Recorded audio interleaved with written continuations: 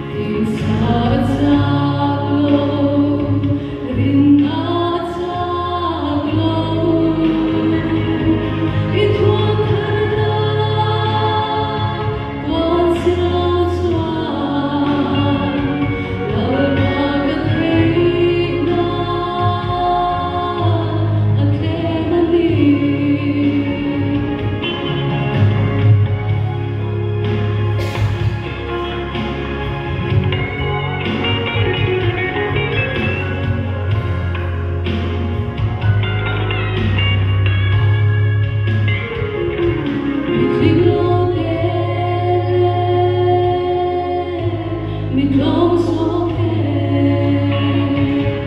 tình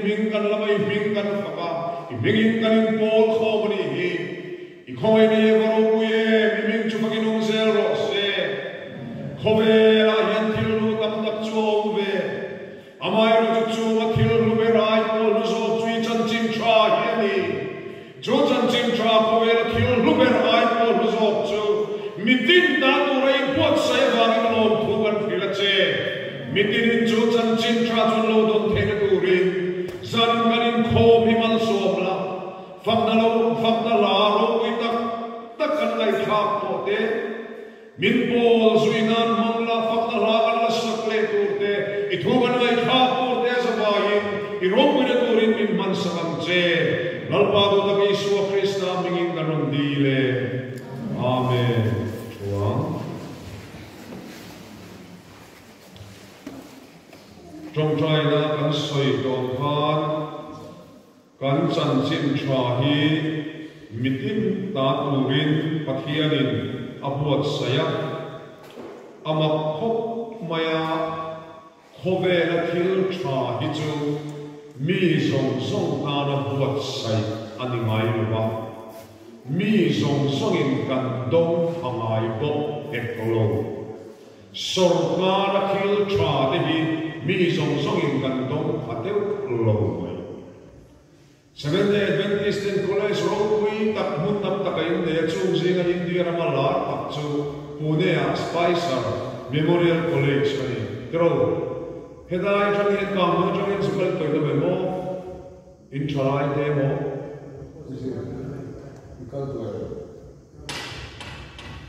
akal ko inom chuan ban har so ko ngai Spicer tunan lo zo chu Spicer ko cholu tu an cho tui si voi tak tak kai to a klo ok sien do amun ma se mi zong zong chu in kal phami alo khobe la hi chuan thil tha hi mi zong zong tan adai lo lung lu amoi lu rang kachap anu lu ma se mi zong zong in kan tuang tiet kan nei pe ni alo chu khobe lo dan ni amaro chu trong trai na kan soi ko ang khan chu khobe la thil luber thil ro uiber thil man tober chu zong zong bel ko ai ko zo chan chin cha chu kan pa hian athate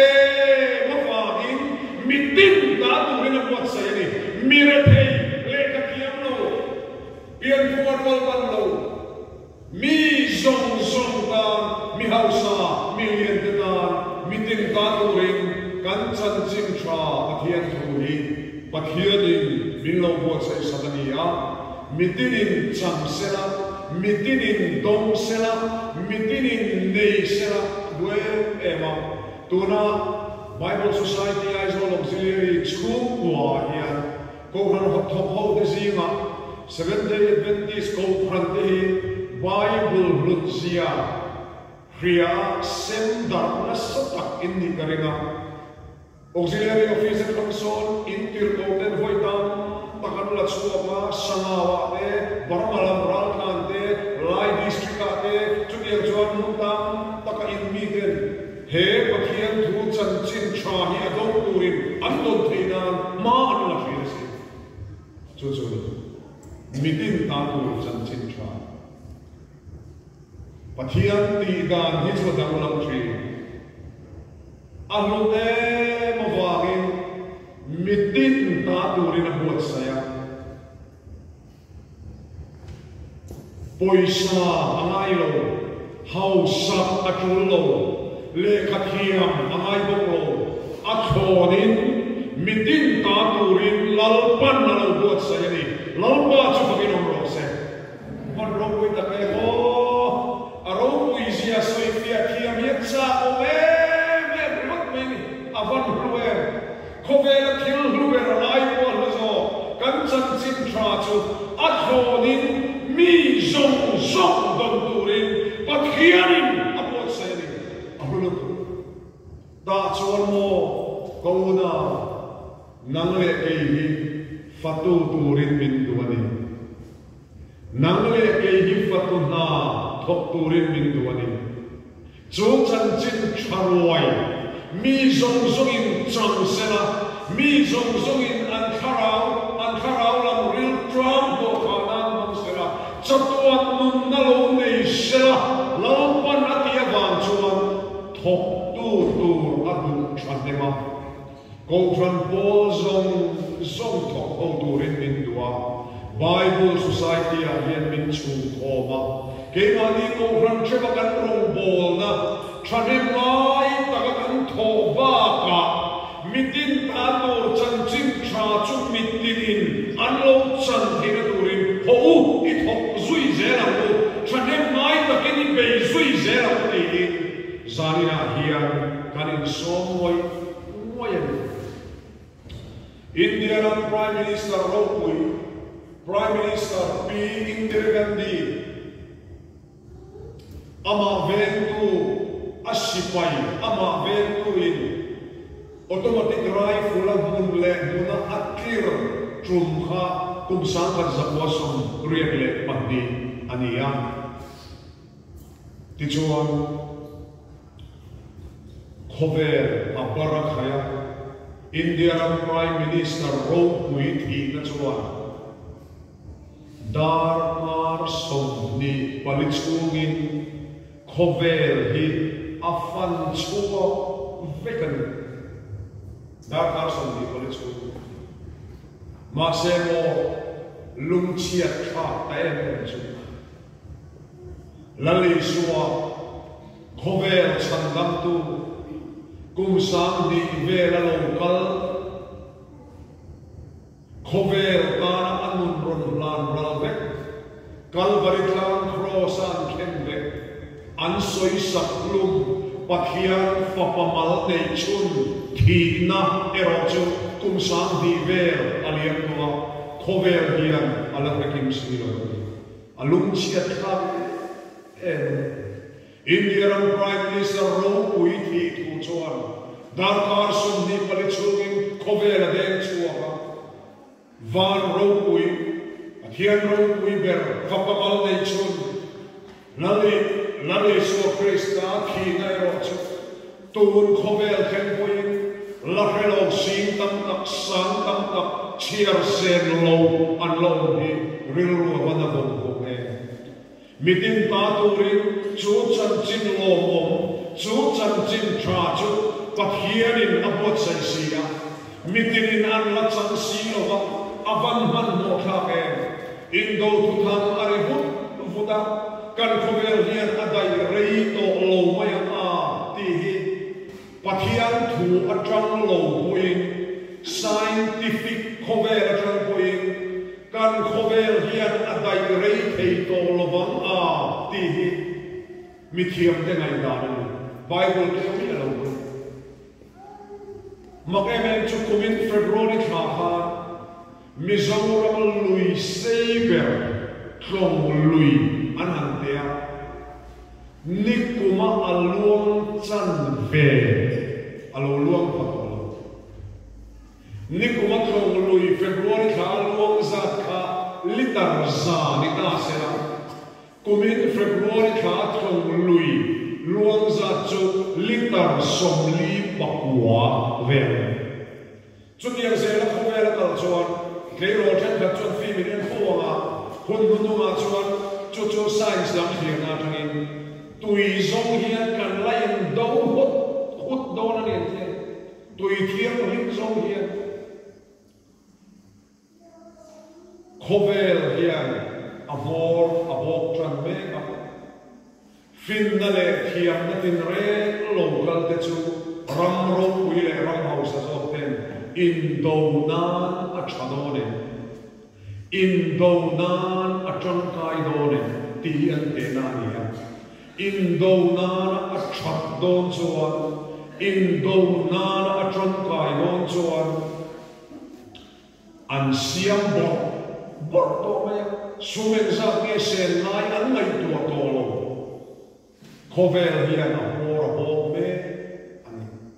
kathia Mitin tatur chanchin trahi mitinin anladong silo nangle ke hi athara tha thoturin athara chan ladurin Bible Society campaign kaltlang hian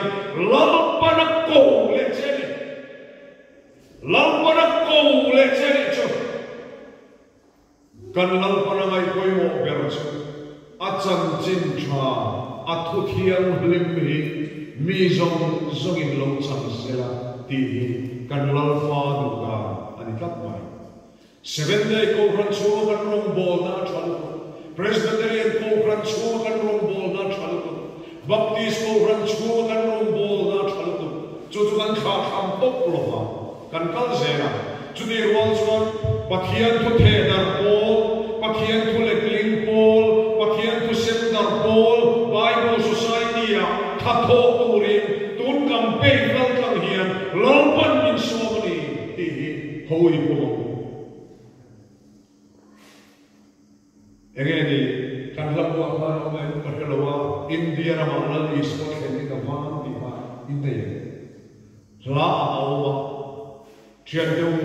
hei chiam takin ka hilang cheu India rama lal iswa khen in vang lo se indu tak tak chuan Bible tam zo trong rang tam zo alele ngaya Bible tam zo kan pek chua hi ngai na ro ni kan missionary ka theu chuan an thok reng thowa reverend laleng ki ma chuan kan sinot pastor dia sil chara missionary an da lai chuan hian sai ko khanin ram thara ram thima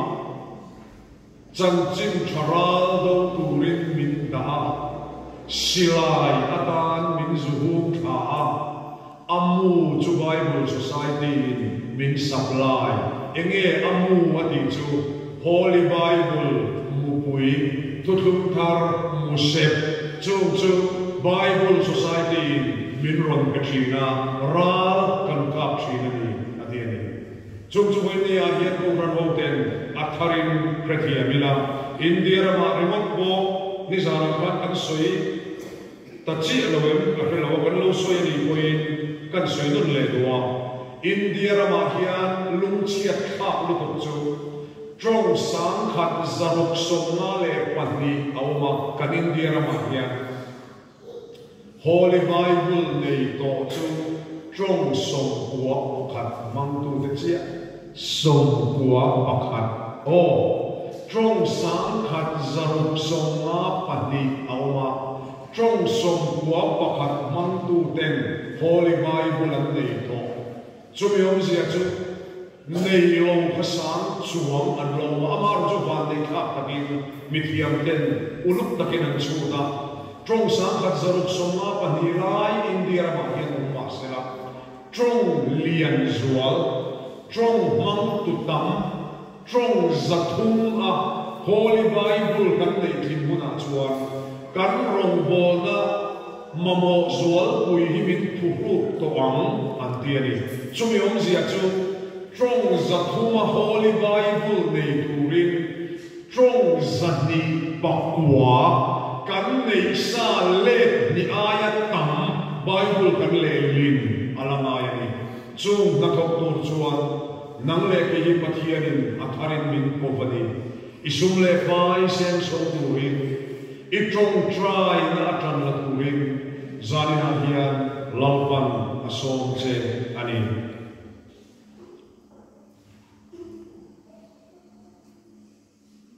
silcha rakwan Engineering College pakadawma chuta chuan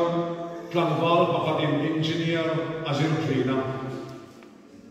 college class aban khan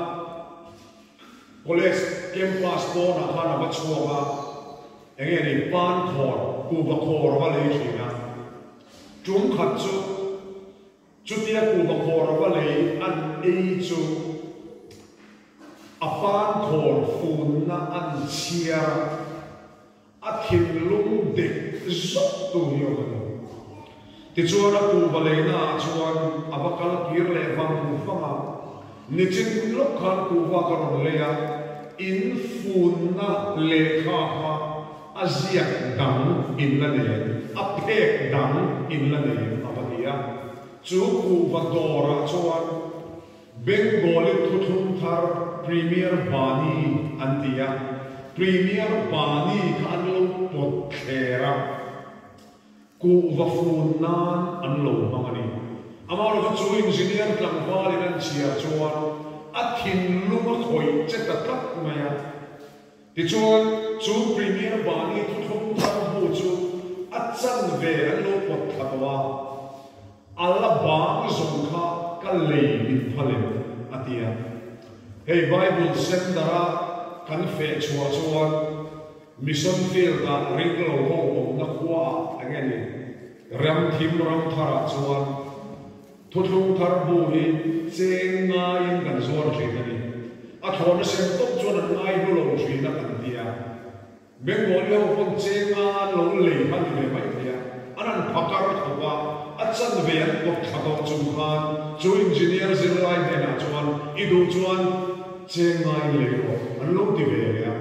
ti chuan chu engineer zin lai chuan thu thar buchan ve po chiat do chu lu si takin wom takin chengai na le chong ta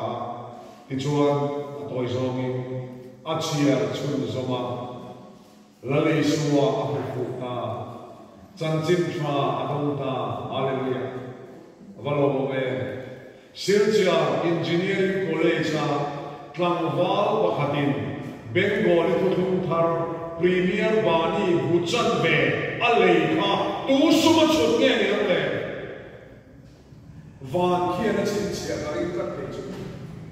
chan chin drama kaya sia bu so na chia chuan zong pakhat le tla bo hi van chin chia kan samzai lam hian a chia ve ka kan pathian ya vat tai mai ro aram za na pura sum cheve hi chu a chin chia tha ko ar Silchar Engineering College engineers in lai Tlangwal pakhatin chan chin tra alo tuna I sho amuna Premier Bani Bengal tu thu thar ka tu su chut nge ti hi vanin a chin chia do ti pe chu ka pom ta ruan tlang hian champai bul ruan tlang kal to ino membani pharok ne ruan tlang kal to ko mun nom de mai ani ya nula aung china una chunai zola kan lo pe ko masal te ko nei ko chuti hun lai chuan nula chongza mi ani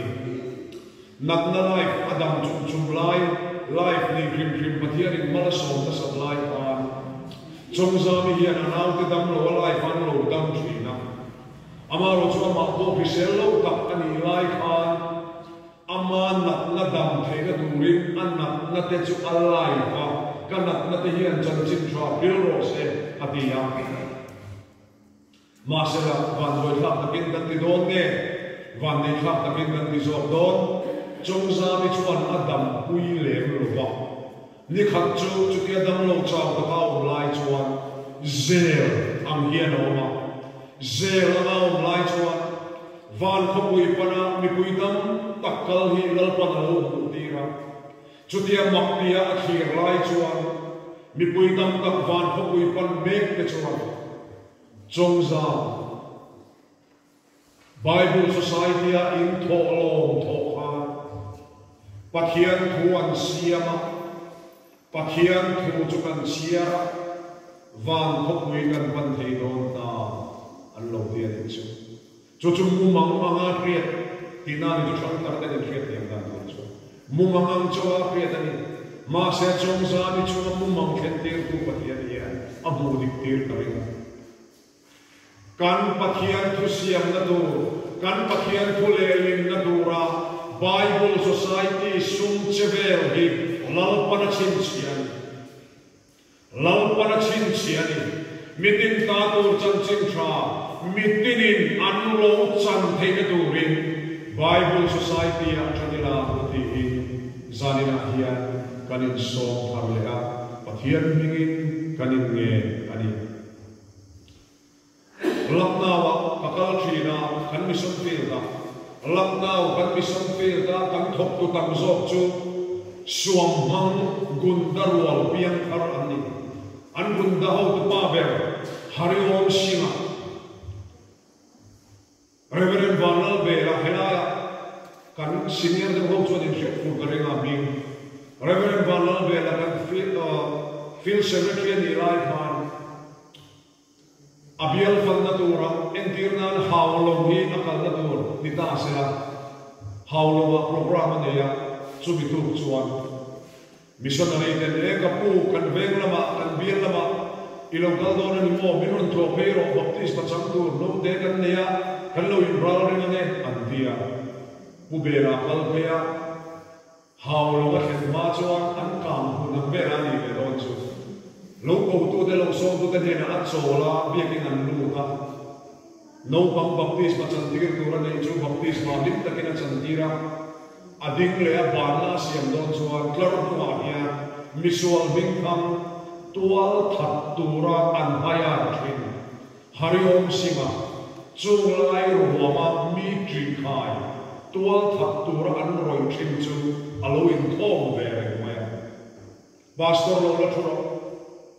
in labang don lo baptisma achang ve pot do pubelan kapahoi pe misual rakha khwa om mamlo buka teram hoya e birwal ren tual thaturan roi thin hariom singa lo ne ren pai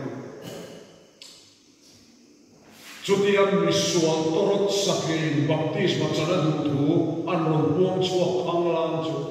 kathinarim lu bang hariom singa lam chu ka hoya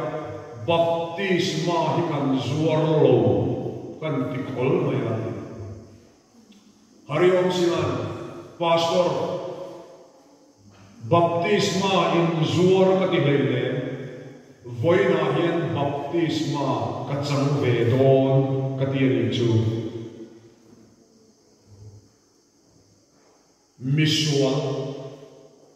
misual bonra tual tha mam tual that tura roi thin asim thule apian thar thu zong zong engma an resilo baptisma ka chandir mat chuan pathian poi ka soi abaw ko pran ho ka rona an rebek ama baptisma kan chantlak ni lo tual tha man lehe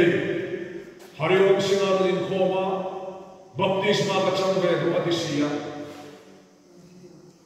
mi puin remintien remtilo zongin ban paro katia remtilo ron ti chuba aboile an boy wen hariom singa voina hian baptisma ka chang don dia apuak lu pai lai ka ben tek tek mai si ta chole hariom singa baptisma chana duwa remtilo zong ban paro tu manan paramang lo ti chuan hariom singa chu baptisma chang tira mai ta thinri me em chungi chu misual lalpa tual that thin tu chu baptisma ka chang tira ka thinri lu ba om mai na bo velo ti chuan chol khom pe to lo in khom ban ba ka motor ka pan ba hariom singa chuan ke ron pu zoi motor ka chu ka pu minute khat chi ka lo bian che soiro alam bo ko hoi to soiro ka pu voina baptisma ka chan du klap na chan chei ka chan du klap na chan hi ka pelo che ni mim shia ka ni tual that tura roi thin ka dia tual tam tak ka that tua pu ka te ka ho te ne pu ka te ram hoya kan chen thrina tum khat chu kan tom na kan biru na pu ka missionary pakhat lo kala chang chin thabu thu thar hi min ron pe a pu ka kan biru lai chuan ka chia ta ka chia zona bum thum chang so ko ki ka chia thega pathian in khove na pa mai e me ma chu ti chuan fa pa mal nei chuna pe a ama chu tu po aringa pian an boral lo wa chatuan an na nei zo na ti hi ka lo chia thega hariom singa tual that tu mi zong huat ron hi chu pathian chuan min lo mai ti ka he hian ka mai le lo thei lo wa an nung ka sui lo thei to wa voina kan ti lui nei baptisma ka chang ni ka aron ti ni chian deu kan pathian tu hi van we misual ver tual that tu nun po atinang lam thei ring lo ring tuwa pathian lem betu pathian tak betu wa kan pathian thu hian siam thei mitin ta ko chan ching tra mitin nan nei thei na ho chanila hu lalman kan sa ra ma so se amen ki thong trai lalpa kan lo me tun trum ten zone BSI area 3 campaign program alo tok ta Zion bol tu te wangin lom tu karon rin siya Kofran suai tu te wangin lom tu karon rin siya Kofran mi pui program di longking tu te wangin lom tu karon rin siya Kima mi maltak po rong bol pui te zina rong bol rin changin peka wangin lom tu karon rin siya Itu takin min eizui ya kan kin lung min khoi zui zera che mitin ta tur chan chin cha midang te pe chong zel tu rin kan sabai hian min ti chapla kharau ril ru taksa veling kan chu na min veng him la ti chak kan lai na min ti chak khemang che hallelujah amen hallelujah unang tu kalau soilo ko Bible Society rombol na kumina hian kasumle pai ka thove don ni ti thei nom chuan in ril ruin trong chai na lalpa kumina hian itia ka ril ro na sa ka chen so ni mai the za ni mai the sa ni mai the zanga ni mai the engpo ni ro se ril ro na sa ka lalpa kumina hian Bible Society ai rom ka bol na itu siang berna, itu lerinna, itu terana. Jep cuti zat cuka rilua oma, ronto vega tungdor ni o. Kei zonna te mintran kuila, kakisel na min bon chat sarang jatin jom try role. Hallelujah, Hallelujah, Hallelujah, Hallelujah. Nalpan malsom jawab se. Cuti yang takapatian dera in lante. Bible Society ya. Kasumle pai ka na yang do kahang ve do lalpa ne na chung try ni min shiat pui ro ti nom chuan in kut ding lam lo phar tu le pathian ro pui nan chok hallelujah lalpan mal som chu ro se lalpan mal som chu ro se hallelujah hallelujah lalpan mal som chu ro se hallelujah min din pui tu pusira lo ding chok sela Kung ay nakin collector tenong lo by min here wal saksel amen kan pal sakana hallelujah amen hallelujah hallelujah kan lo me chen nga ni mai the chen som nga ni mai the chen za ni mai the zathum som ru kama ni mai the zanga ni mai the sang khata ni mai the sang di zali ni mai the sang di ni mai the sang khata ni mai the sang nga ni mai the sing khata ni mai the Inay sa tuwing po ni sila, Bible Society kumin chawa hiyan, kathove doon lalpa bakit dito. Dikay na ilong tuwan, ikutan parbelok tuloy. Amen, lalpan mal sontro. Hallelujah, hallelujah. Ikut lang karawle, hallelujah. Lalpan mal sontro. Lalpa kanlobe. Tuna kanuna, Bible Society rombol na, ang sumle pa'y mga telturay din na ron tulut te kalalpa, long siya lang. Until tum unlocking tenaturin, anmangili ang chung kuhisel na von him sakla,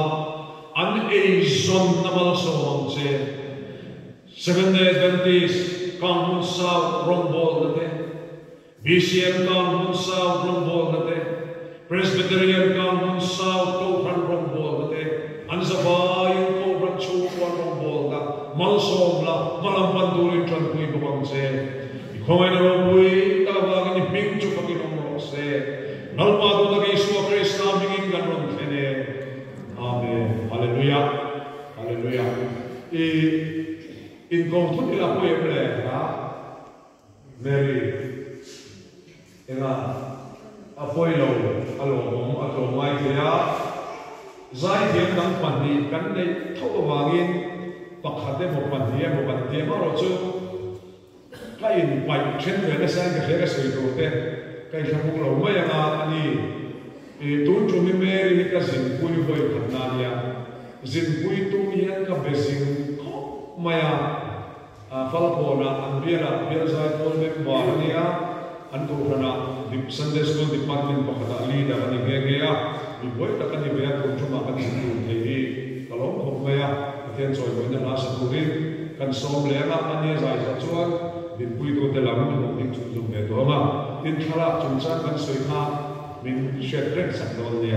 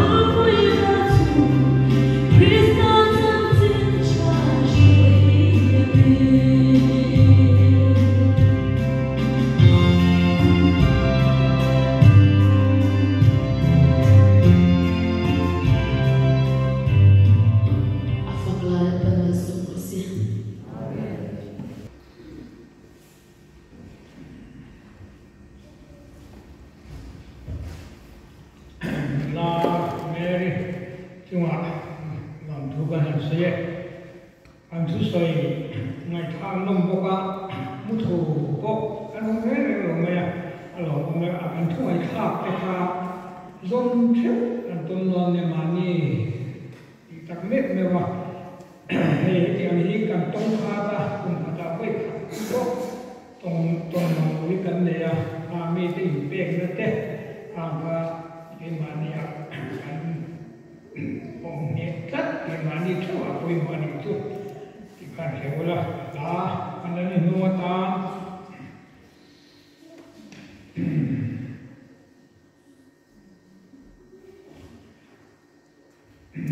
seven day Labunia Zathumsum Ria Lalpa yung bola ng uhi ika anya tujukan saga asam sawa nala dinain katong tayo niya nanda bayan ng ne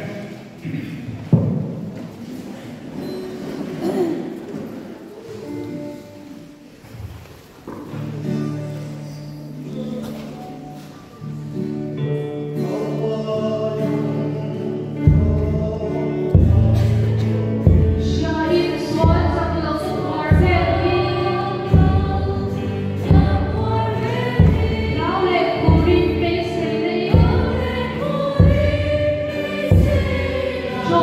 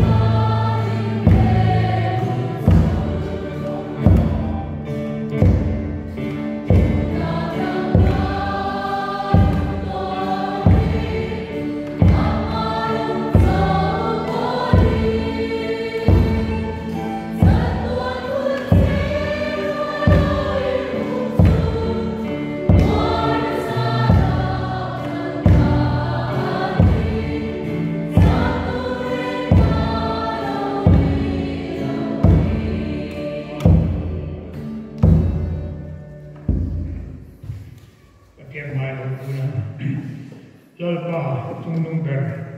van rukui mi imal som te kandong thina zani na te heti laya mi heti dong mai biago ka